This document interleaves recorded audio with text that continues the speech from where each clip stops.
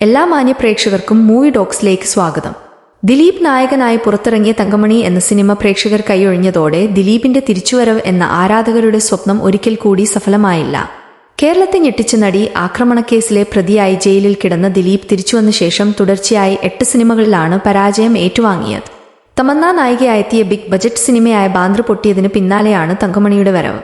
സംഭോഗ സിനിമയായെത്തിയപ്പോൾ നായകവേഷം കൈകാര്യം ചെയ്ത ദിലീപിന് വീണ്ടും പ്രേക്ഷകരുടെ പ്രിയം പിടിച്ചുപറ്റാനായില്ല. ഒരു കാലത്ത് ഇറങ്ങുന്ന സിനിമകളെല്ലാം സൂപ്പർ ഹിറ്റാക്കിയ ചരിത്രമുള്ള നടനാണ് ദിലീപ്.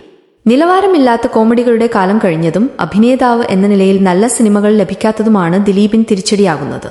ഉദയകൃഷ്ണയുടെ തിരക്കഥയും അരുൺ ഗോപിയുടെ സംവിധാനവും ദിലീപിന്റെ നായകവേഷവും എന്ന പ്രത്യേകതയുമായെത്തിയ ബാന്ദ്രയ്ക്ക് പോലും പിടിച്ചു നിൽക്കാനായില്ല. സൂപ്പർ ഹീറോ പരിവേഷത്തോടെ ദിലീപ് എത്തിയ സിനിമയാണ് ബാന്ദ്ര. എന്നാൽ കാലഹരണപ്പെട്ട കഥയും കഥാപാത്രങ്ങളുമായെത്തിയ സിനിമയെ ആദ്യ ദിനം മുതൽ പ്രേക്ഷകർ കൈയൊഴിഞ്ഞു.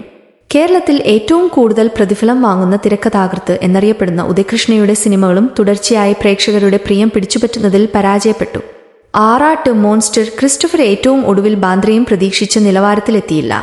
നടി ആക്രമണക്കേസിനു ശേഷം രാമലീല മാത്രമാണ് ദിലീപിന് ഹിറ്റെന്ന് പറയാവുന്ന സിനിമ.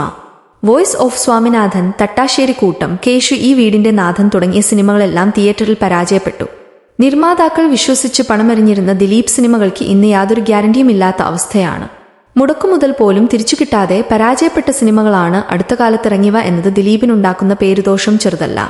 കോമഡി സീനുകളിൽ കാണിക്കാറുള്ള ദിലീപിന്റെ ചടുലത നഷ്ടമായെന്നും നടന് പ്രായം വില്ലനാകുന്നുണ്ടെന്ന് വേണം കരുതാനെന്നുമാണ് ആരാധകർ അഭിപ്രായപ്പെടുന്നത്.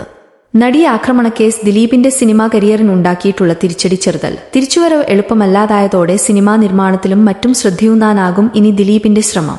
നടൻ ദിലീപിന് ഇനിയൊരു തിരിച്ചുവരവുണ്ടാകുമോ? നിങ്ങളുടെ അഭിപ്രായം കമന്റായി രേഖപ്പെടുത്താം.